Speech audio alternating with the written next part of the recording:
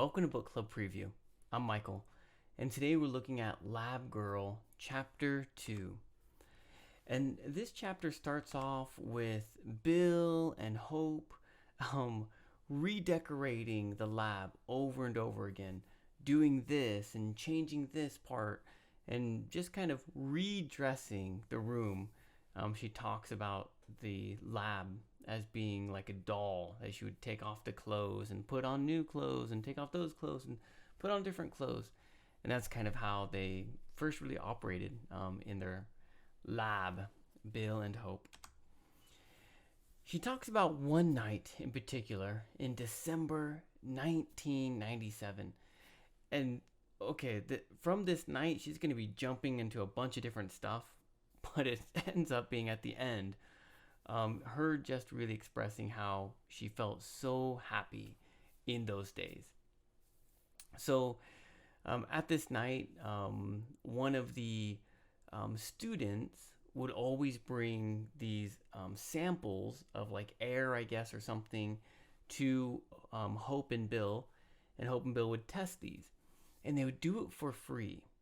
And later on, we find out that Hope does it for free in order to gain some influence at one of the really top influential professors.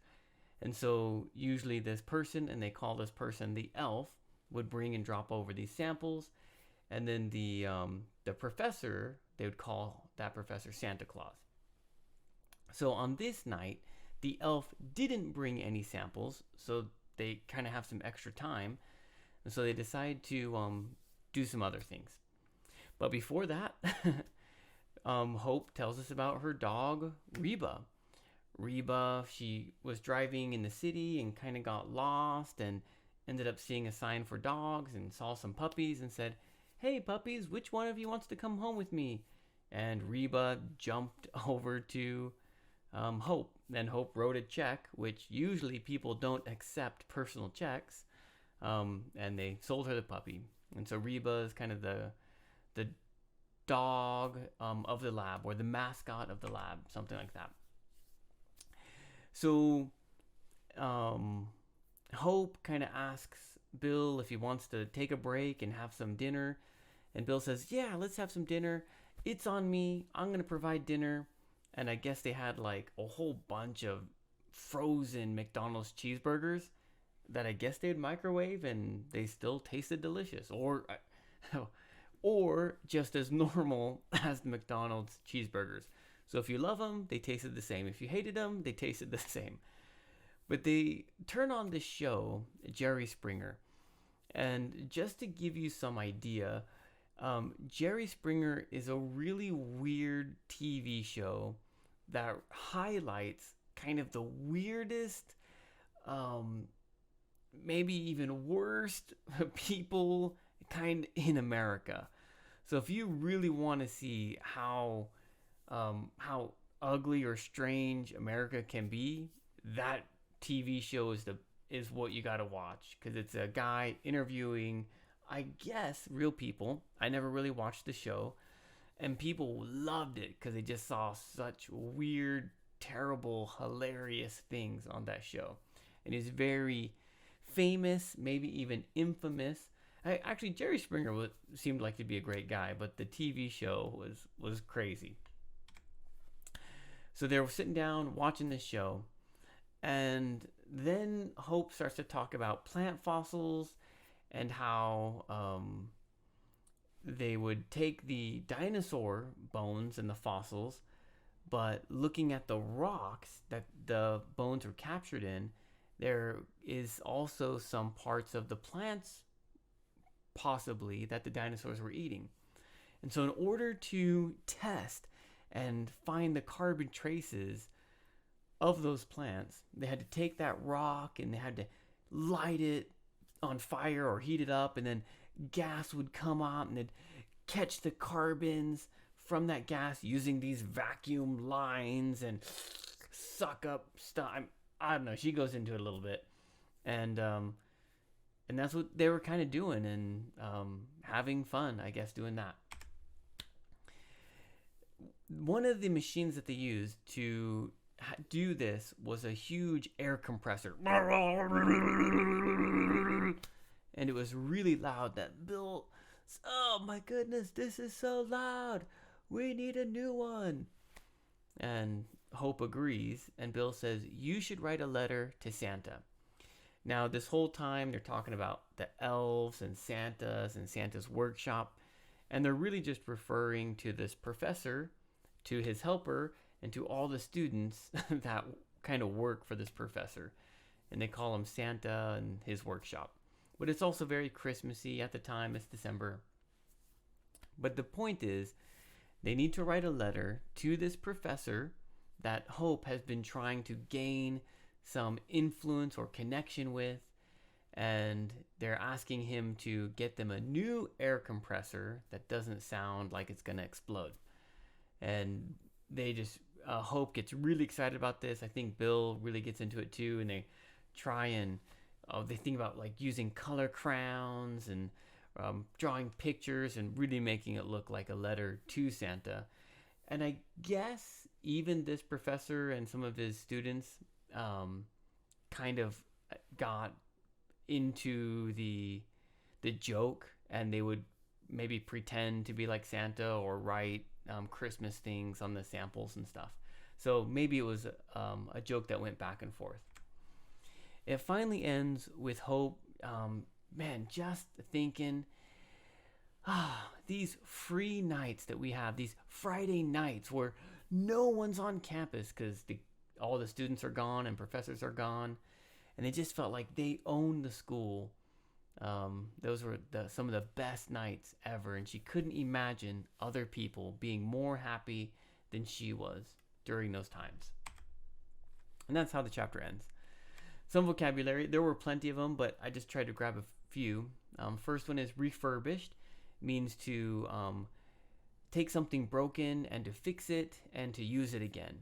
So maybe you can buy online sometimes refurbished phone, refurbished computer.